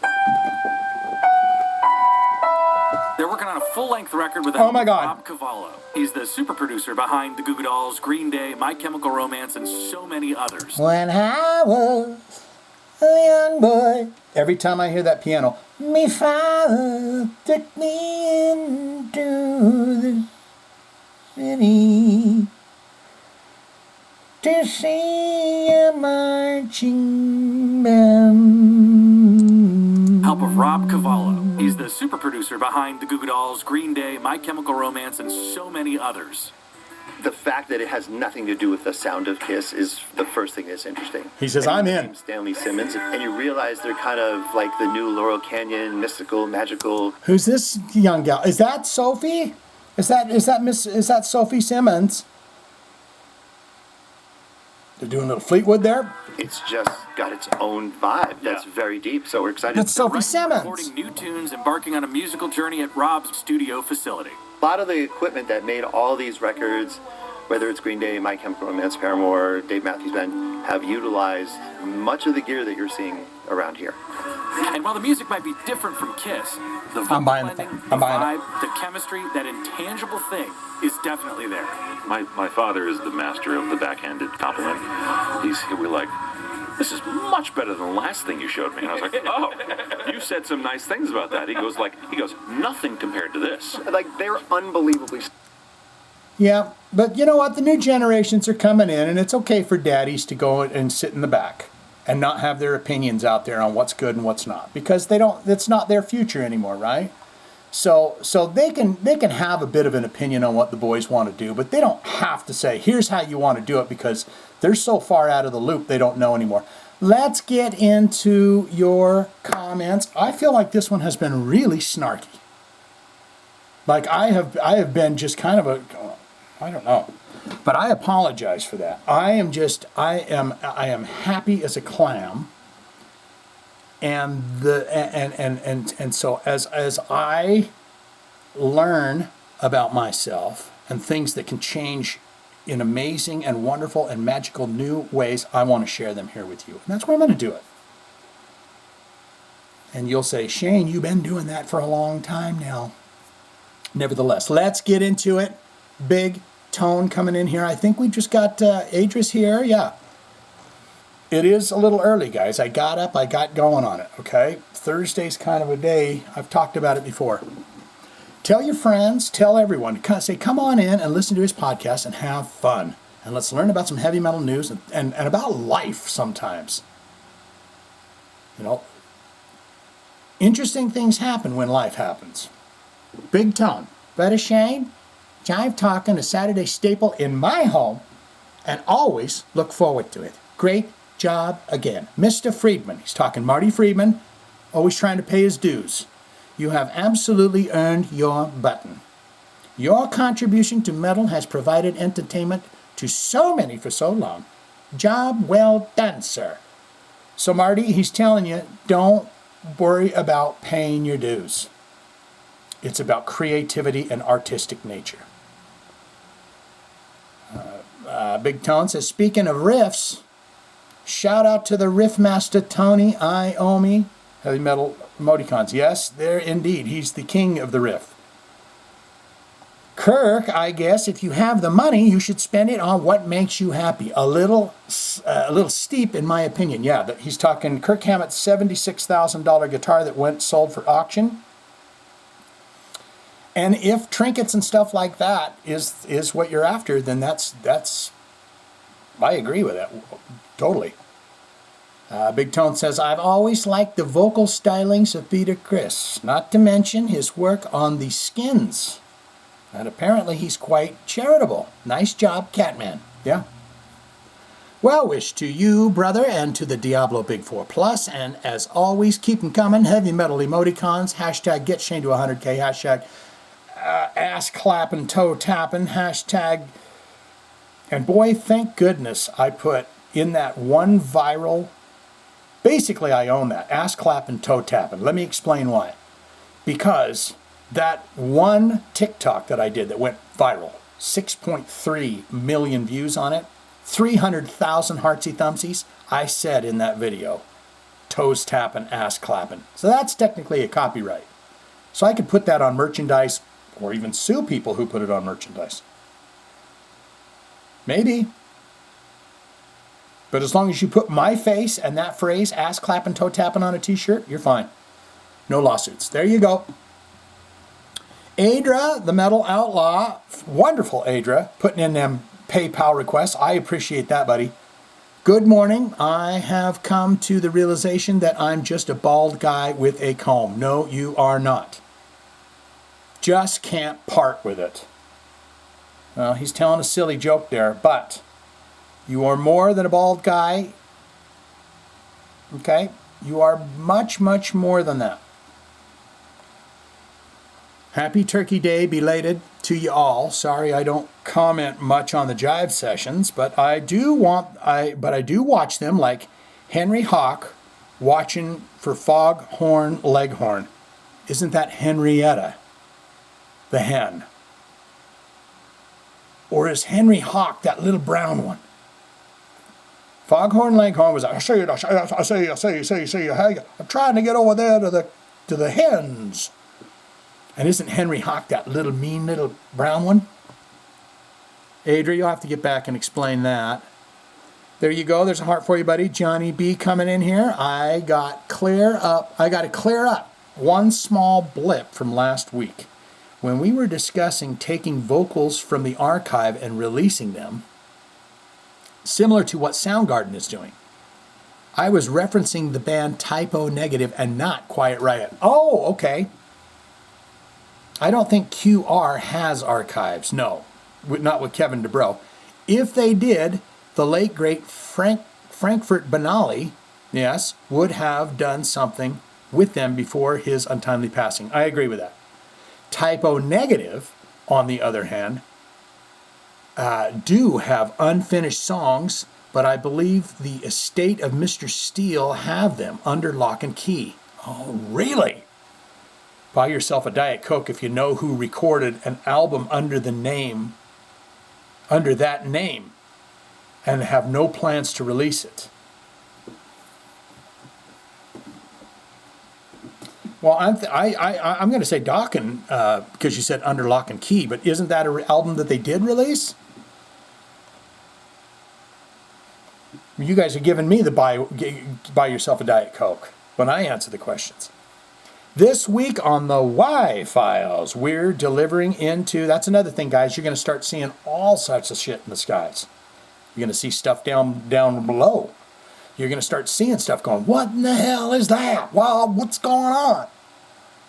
And it's because we are not, even though we cannot see with our own eyes, we are not the only thing that is living here that is a conscious being. And they've let us run amok. Right? That's what we're getting to here, is they've let us run amok, but, you know, when itchy fingers start getting close to stuff, that's when they go, well, the free will has to stop here, and we've got to intervene a little bit. So you're going to start seeing some strange shit, and you're going to start seeing some stuff where you do not fall into the pit of, oh my God, scare, when everything literally comes out and it's like, that was a lie, yeah, that was a lie. That was a lot that, don't be frightened by that, because you have to build a firm truth on truthful, solid ground before you can build a future, right? This one that we've been going through is falling apart now, and that is because it was built on, you got it. Shut the hell up now.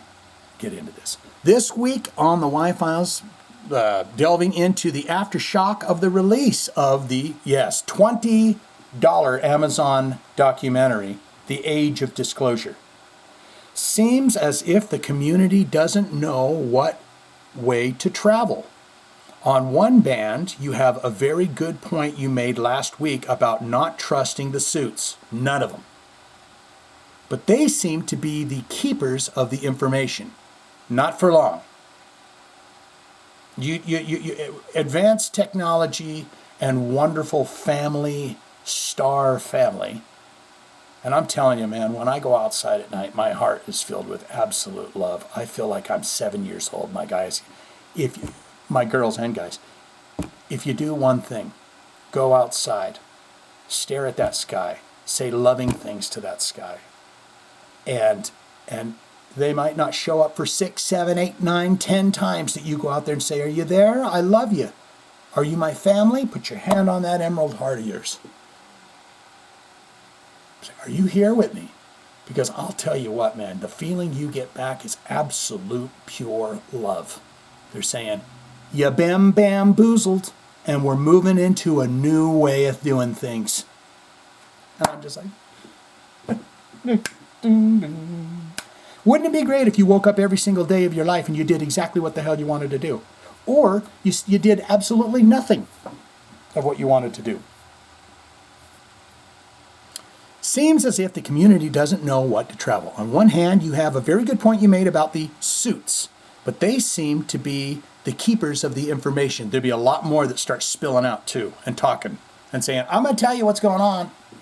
A lot of people in the community are listening with extreme caution, and they should be. Yes, discernment. There are some very strange and interesting conversations that are happening around the topic lately. New discussions. I'll keep my eye on it and report back. Seems like the Y-File is back in full swing. Anything that you read, see, or anything that tells you you need to be fearful of something, or you haven't done enough to be part of it, or you're not going to get to be part... Lies. My friends, my wonderful friends here on this podcast, maybe only 30 of you that listen intently, I'm telling you I love you with all my heart. You are me and I am you. We are having an experience here. But I'm telling you,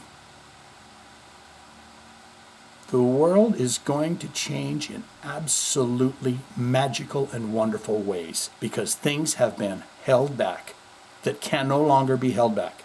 And you can thank science for that with quantum physics and all of that that's coming out now, and AI and everything, and TikTok, where people can speak. I am friends with people in China. I have commented with people who live in China and all over the world. It is communications where we're connecting in a way that they cannot say, that's not true, look over here. It's over. And it's slowly coming to light.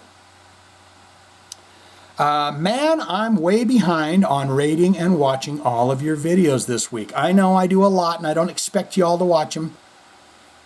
I want hundreds of millions of people that have never seen my face before to watch my videos all the time and every day. And of course, I'm late getting this comment in on time.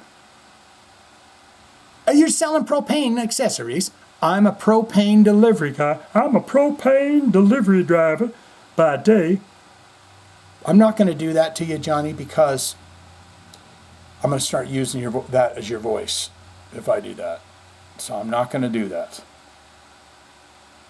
And our season kicked in early. Okay, so he's a propane delivery driver by day, and our season kicked in early, and we weren't. Now, you said you damn near laughed and drove off the road one day, bud. Be careful.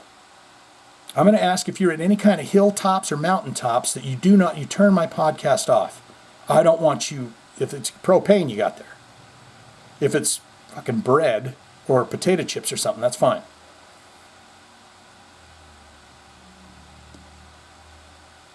For it all now, we're so behind on orders that it's not funny.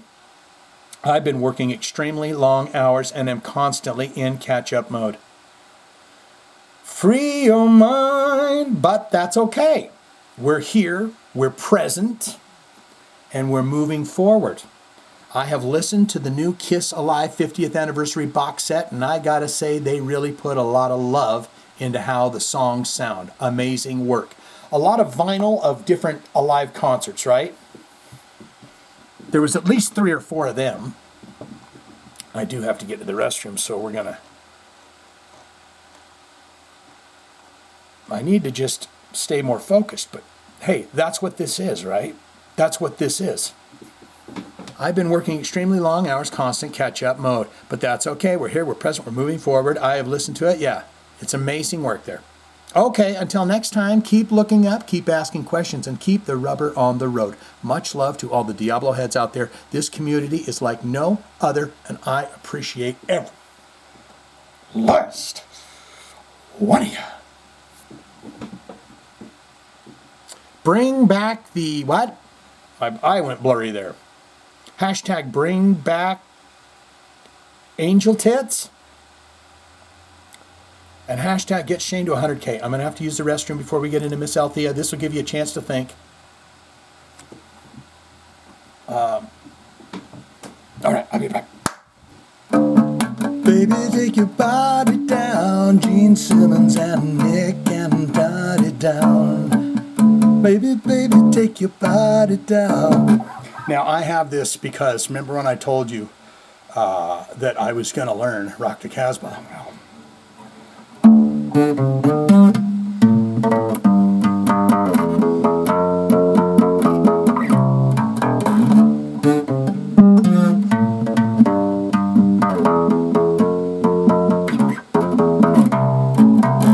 And then I know the other bit too, but it's like, let's see.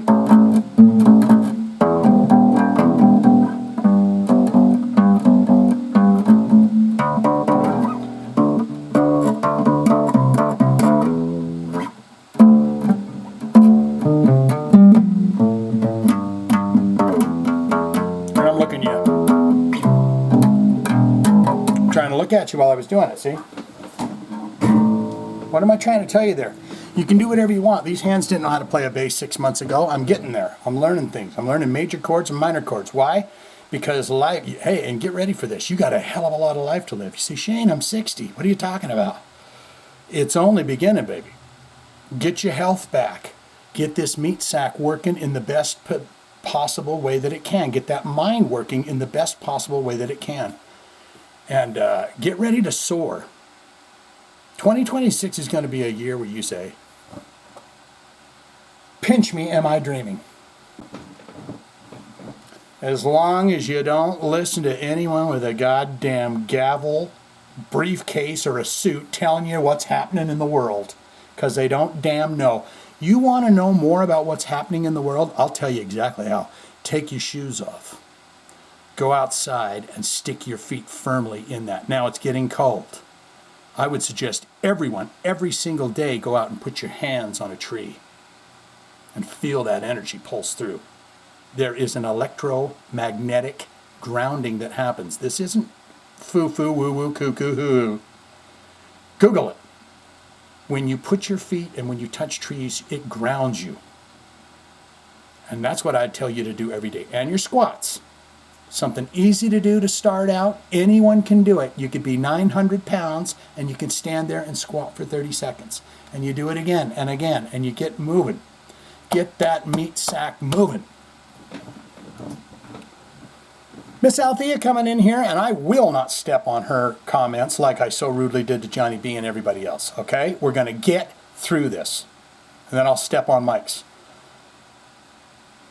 Miss Althea coming in, Dumbstruck Fool says, Creator. She's on Creator. If Jason Green is snarky, and I've got something, I'm sorry I said all that, and now I'm going to cut you, Miss Althea, but I got something on Jason Green too. Very interesting scenario. On Creator. If Jason Green is snarky, then so am I. Oh, that's old news. Creator does not figure into my agenda, so before this episode, I also had no idea who Millie Petroza was. Okay. I thought if you went to NAMM, you had to know who everyone was. Nor had I even heard of Bill Kelleher. Kelleher. It's Kelliher. Since Mastodon also does not figure into my agenda. Haven't you ever heard their wonderful version of Stairway to Heaven that they wrote for their longtime friend? Beautiful. No disrespect to their skills. Just their names and their bands do not mean anything to me. Okay, now before I go on with you, does life, sex, and death? Man, I really want to put on a little bit of Tank so you know what that is, but jeez, no. No, because they're just going to cut it. Anyways, life, sex, and death. You remember Stanley, he's the homeless bum singer. Tank and all that. Well, in the video that we did for Telephone Call from Life, Sex, and Death, one Alex Kane. That is correct, my friends. Lead guitar henchman for Life, Sex, and Death got in the comments below and said, Shane, thanks a lot, bud. You know, you can go read the comment that he said, but he said, let's get Stanley on and let's cut this bad beef, go read the comment that he said. But basically, let's get us on there and let's hash things out. Well, I'm not good at that. There's no way I could get Stanley and Alex Kane on my channel and be good at them speaking and getting back together when I want that band to get back together again and do a tour. So I thought of this. Jason Green, you can go watch where he meets Stanley at a pinball place and they play Kiss Pinball. That's on his channel. So I emailed Mr. Jason Green and I said, you are the man for this job. And I gave him the quote. I said, I did a reaction video. I don't give a toot what you think of reaction videos. Because I love them. I left that part out. I just didn't want anyone judging and saying, he does reaction channel stuff. That's stupid. He should do ranking lists. But I sent him an email and I said, hey, look, Mr. Alex Kane got a hold of me through the comments and said, hey, let's get on your dang show here. That's what I was assuming he was after is, hey, let's get both of us on and hash it out so we can rock out again. But I said, you know, you're over there playing Kiss Pinball with Stanley, so I think you're the man for that job.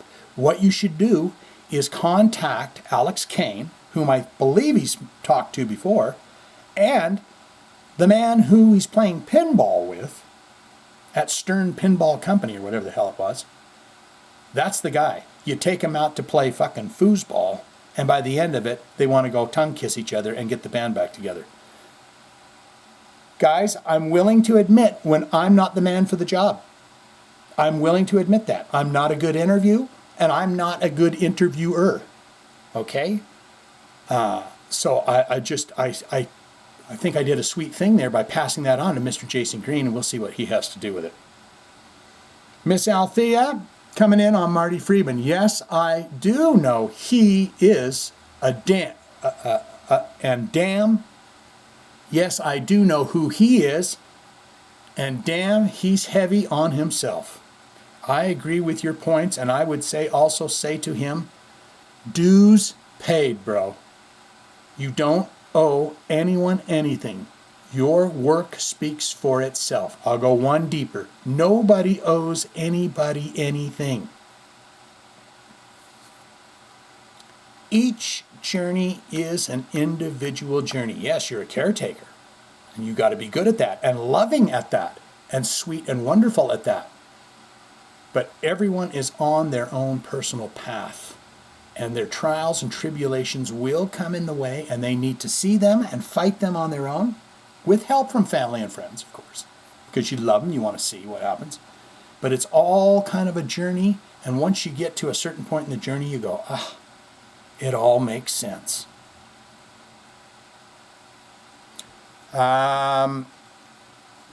Miss Althea on Kirk Hamlet. $76,000 guitar. That equates to about 45 years worth of mortgage payments in my world. I mean, if you can do it, you know.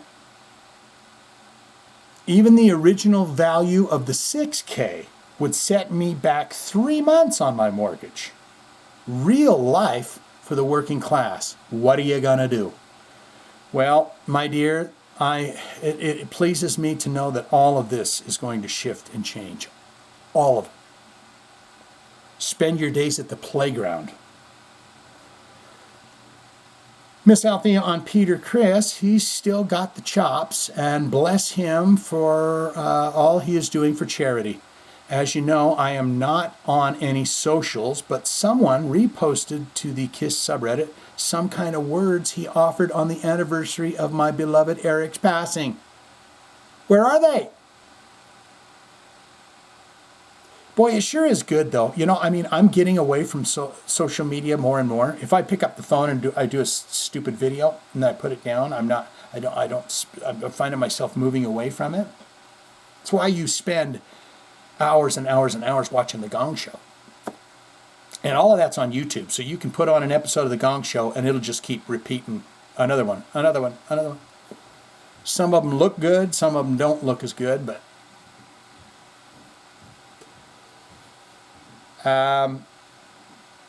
so he didn't say anything. As you know, I'm not on any of the socials, but someone reposted to the KISS subreddit some kind of words he offered on the anniversary of the beloved Eric's passing. And we damn near hit that. Eric, I wasn't even thinking about his anniversary when I put that video out the day before or the day after. Isn't that weird synchronicity? It's just like J.P. Morgan. I'm like thinking about her, and then when I look her up, she's still alive, 93, and it's her birthday the same day I'm looking her up. All right, keeping it bitchy, Miss Althea. There you go.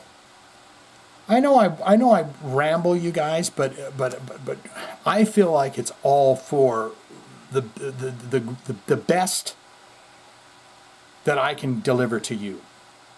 The best that I can tell you to be, because I want you to succeed in every single dream that you've ever had in the back of your head. Every single thing you've ever dreamed of and said, there's no way that can happen, I'll tell you it can happen. And let that mind bring back the wonder, the Goonies. Let that mind bring back everything that's been pounded out of you. That's what the goal has been. Pound out every bit of passion, creativity, artistic nature, and dreaming, magic, and all of that. Get rid of that, and then what do you got? You got a shell that gets up to the alarm clock and cashes that check, buys the stuff, the money flows. Your life was never meant to be that. Neither was mine. And the good news is no matter what age you are right now listening to this, you're going to get it all back. You're going to get every bit of it back. And you're me. I love you. So I want you to do as well as you could ever possibly be. I want tears of joy. No more tears of sadness, but pure tears of joy to stream down your face. And you say, every single thing I have ever wanted in my life is here. How do you get there? Mike Buchanan. And there's levels of it too. You will feel these, I don't know if I feel different or whatever, but every day that you spend working to make yourself better. And I'm not talking about healthier. Spend 8 hours in the gym. I'm talking about make yourself healthier in here. Every day you feel these changes for the better that make you want to skip down the road or spin in circles. It's just getting rid of everything you ever been taught. On with Mike Buchanan, and then we're wrapping this thing up. And my heavens, I know I talk a lot, but it is my podcast, and I like to talk.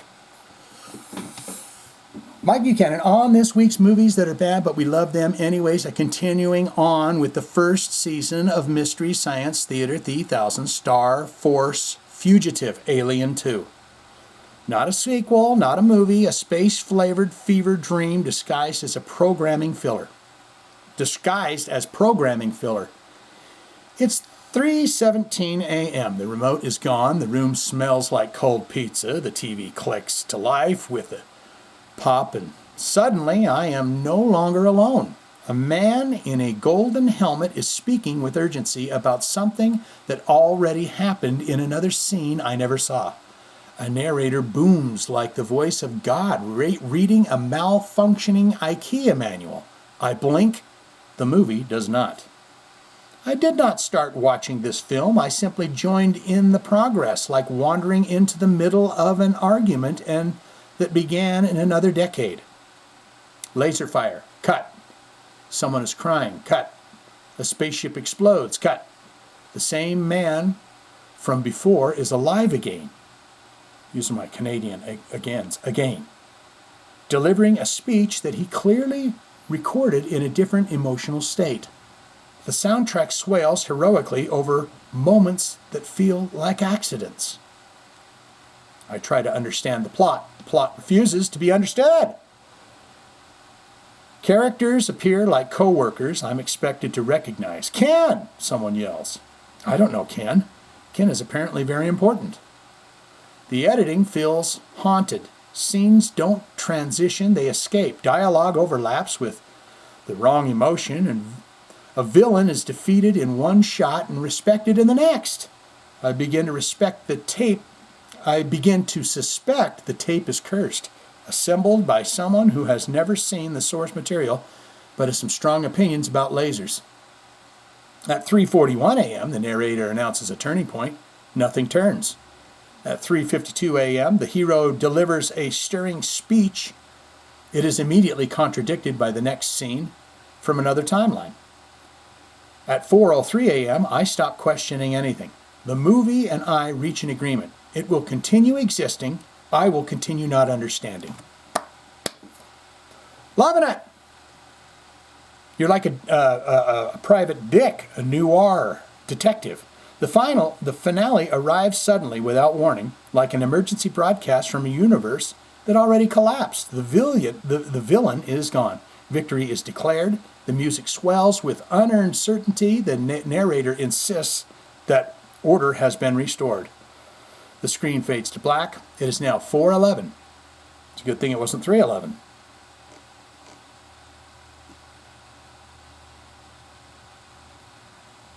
I'm looking. 3:17. All right. Yes, you got out of that one. It's now 4:11 a.m. I do not feel victorious. I feel edited.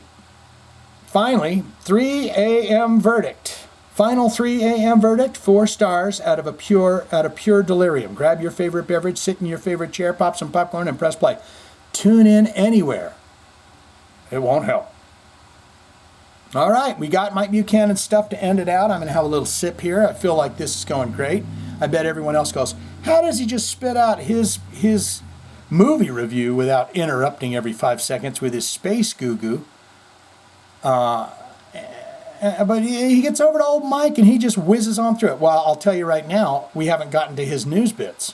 That's when I really start to talk a lot.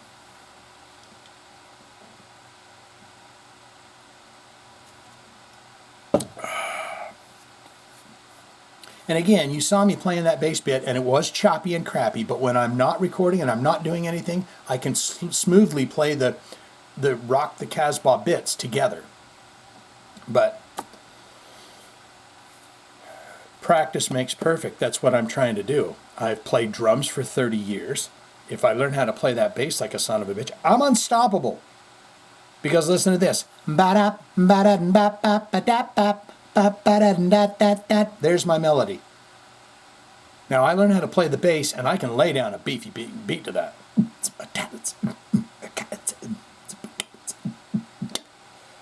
And then what? I got the vocals for it. Baby, baby, baby, honey girl. Baby, get the honey bucket. Baby, honey girl. You heard me on the keys. From time to time, I hit some good notes. Come on. Mike Buchanan, on Millie Petroza. And, I understand that not everyone's going to know who the German thrash metal legend is, unless you were a thrash kid. So that makes sense.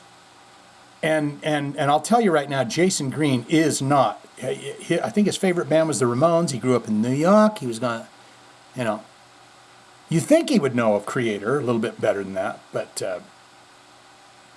Millie Petroza, Mike Buchanan says, it's all about the riff, no filler.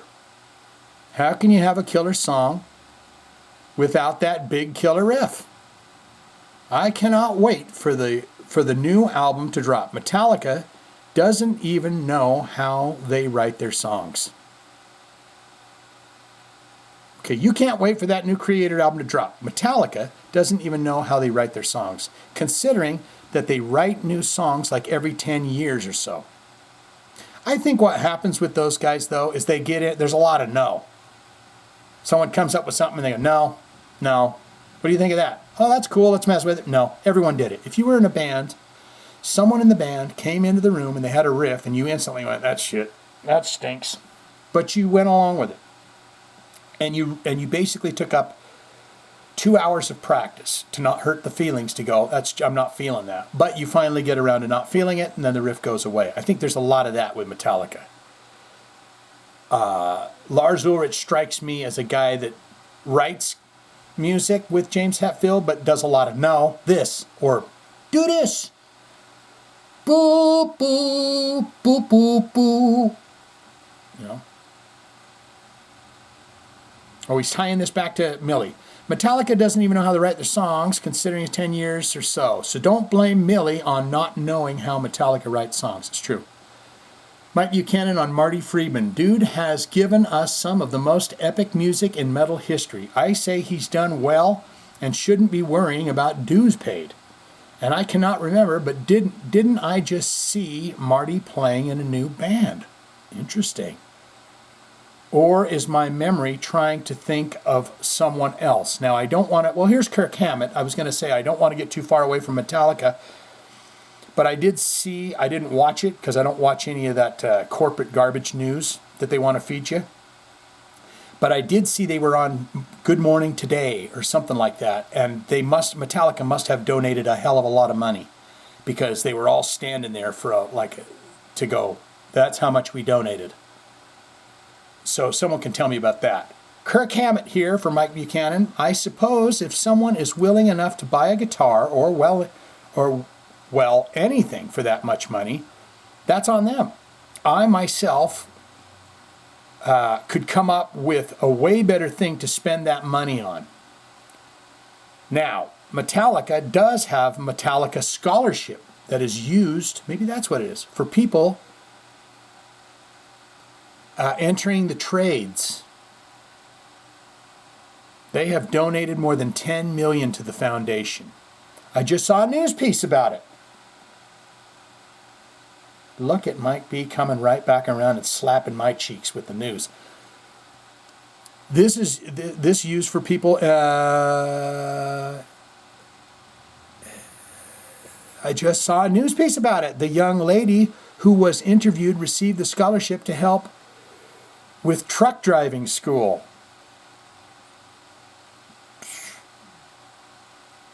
Okay. So they were all on the news going, you got to go to truck driving school for... Didn't you put every one of your truck drivers through school, Metallica? Why are you on the news about some lady going to truck driving school if I bet you put every one of your drivers that drive your equipment across the country through truck driving school? Or you said you looked across the country and found the hottest drivers, the ones that are not blackballed. I've heard some stories. You get one of them long haul trucks and you accidentally get in an oopsie doodle with it. That's it. That goes on a record and they go, oh, you've had an accident? So I'll tell this sweet lady, please be careful. Learn all the things in the school. $10 million in the foundation. I just saw a news piece. The young lady, so they were on the news going, look we're putting it through school. It's like $30,000 for her to go to school. Is it 30?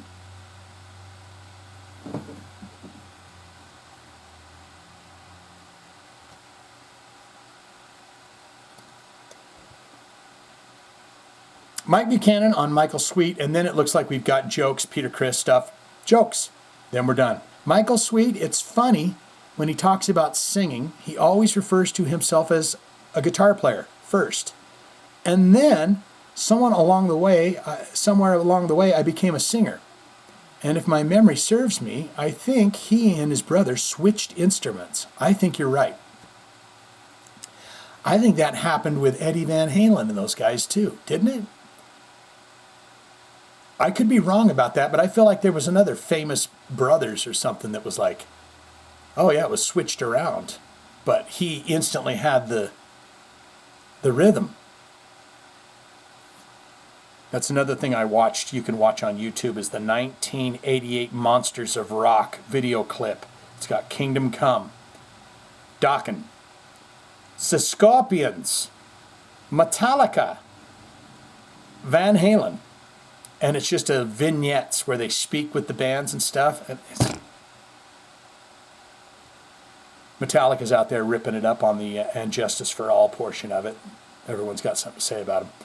Peter Criss here, Mike Buchanan says, the man can still sing. And with Paul Schaefer too? I didn't have that on my radar. Fantastic job, guys. You know, who doesn't love Paul Schaefer? Any of me over here? No, I don't see any of my videos over here. Usually I look and it shows me that one video. It's a shame. Remember this podcast episode? It's got 500 views. Let's get into the Jive Talkin jokes of the week, and then we're going to end this off with probably a bit of keyboard work from me. I don't know if we're going to continue doing those intros, but I would definitely be interested in hearing them for maybe a video type of situation. Because let's face it, I like to... If I do one of those AI ones, you're going to say, oh, he was lazy today. Didn't he want to get his fingers working? And now... it is time for the Jive Talkin jokes of the week, provided by one, Mike B. 69er Buchanan Man. My wife told me she needed more space, so I locked her outside. And oddly enough, that's how you came to turn... And oddly enough, that's how you can turn any sofa into a sofa bed. Hey, you better watch that. What's the difference between snowmen and snow women? Snowballs. I just made a song about hammers. You ever hear that song? I love that song when it comes on. It's called Help. It's called Help I'm Alive by a band called Metric. Help I'm alive, my heart keeps beating like a hammer. Go listen to that jam. Maybe I'll do that on my... I got a video for that. It's a damn good song. The band's called Metric. It's called Help I'm Alive. I just made a song about hammers. It's a real banger. Yes! Nailed it! I don't trust stairs. They're always up to something. Now, that could be a joke that those little English ghost hunters, what Johnny B told me about. I forgot the name now. Ghost Theory. Well, I think they do that. Every time they come to a set of stairs, they do this kind of English. You can tell it's English comedy of some sort. Not Monty Python good, but something else. But every time they come to a set of stairs, they go, what do these stairs? Well, I believe these stairs lead upstairs. Should we go up the stairs or down the stairs? And I just giggle and have a fun time with them every time they do it. And I love it when they go to a prison or something that's got a lot of stairs, because I just sit and giggle for hours. Today, I went to get my glasses fixed, and you'll never guess who I ran into. That's right, everyone. And finally, what do you call a Labrador that becomes a magician? A labracadabrador. Yes, comment number 4 done in one take. Comment number 4 done? So you're counting them. So this is 4 that you've done in one take. I congratulate you on that. Get Shane to 100K. Get Shane a Razzie. I couldn't agree more. Guys, I love you so much. When I talk, I hope I don't sound like some kind of a preacher. I'm not meant to do that. I don't want that to be the thing. I'm just trying to let out what's happening to me, what has been happening to me, and what I see now with my eyes, the way I see. And I'm telling you that the more you focus in on yourself, and the more you let go of everything. You say, but it's hard, Shane. That miserable thing that I've been carrying around for all these years, it's hard to let go. That's why you grab it, you look at it, and you open it up, and you turn it over, and you slap it, and you tear it open, and you just shred that thing, and you go, I look at it, I'm ashamed, I'm terrible, and I cut the cord, and I no longer connect with anything. I take the lesson that I need to learn in this situation, and I cut the cord to all of the negativity involved. I no longer need to carry that with me. Do that. Every time something pops up in your mind, do that. Because you'll find that those things that you constantly would think about, they vanish once you put the spotlight on it. And then at some point, it's all gone. And then your mind sits in this peaceful state of, well, I'm not worried about things. I'm not worried about that appointment or that bill or that thing I did 15 years ago or that thing I said to my child that I just, I can't ever, forgive myself for that. I'll tell you something that's very personal to me, and this is where you'll know that I'm being genuine here, is I carried around something that I said when I was only about 10 years old. This will show you how wonderful and tender a boy I am. But I was about 10 years old, and my grandmother always kind of she was always concerned about her weight. And you're going to say, yeah, that sounds like Shane. That sounds like him. But I was downstairs and I was watching Benny Hill. So come on, you know that I'm somebody else from somewhere else, right? I'm 10 years old. I'm down there watching Benny Hill. And she says, it's time for bed. And I said, I don't want to go to bed. Snotty little kid. And she says, it's time to go to bed. And I says, you just want me to go to bed so you can eat our food. And that hung with me for 30 years. Every time I thought of it, I thought, oh, God. She passes away. Suddenly, I feel horrible about it. And it kept tinging. Every time you're just sitting there and you're like, zippity-doo. What a wonderful day I'm having. Bing, there's a bad thought. There goes your good day you're having. That's the mind. That's the game the mind is stuck in right now. But when I started to go through and open things up, and I'm meditating, I'm sitting there, peaceful, calm, thinking of nothing, dark. In that thought comes. I'm sitting there peaceful, and I said, wow, there's that thought of me saying 40 years ago. I say something, and there it is. Right while I'm trying to meditate.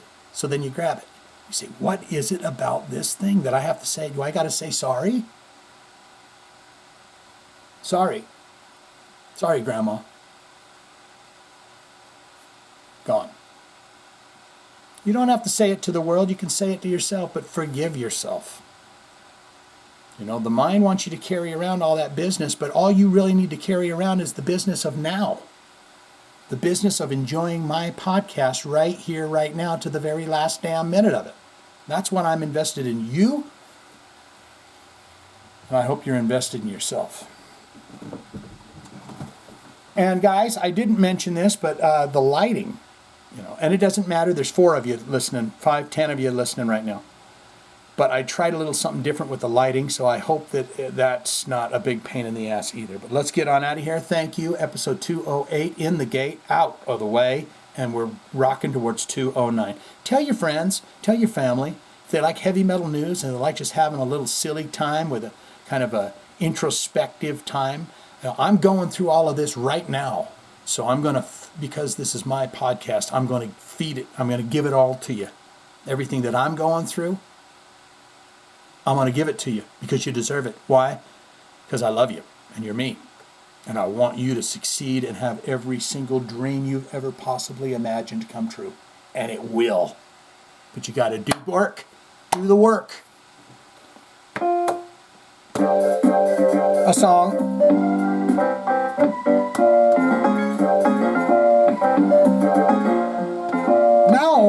of them. Oh, that's the patterns. I got to do pattern.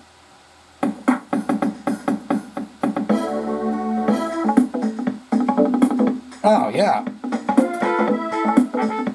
Oh!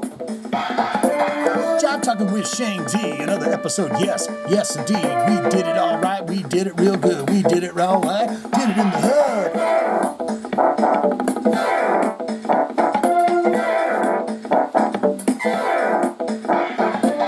Jive Talking with Shane D. Get your motherfucking heavy metal news for free. You get a little fun, get a little happiness, get a little joy, and get a little rappiness.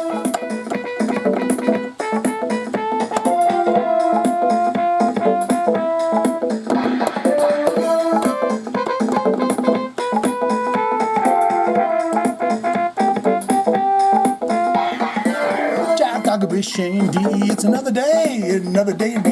Get outside, put your feet in the grass, put your feet on the trees and get a little laugh. Smile and breathe deep. Get crisp little air in the crystalline system. Check out the sun and have a little fun now.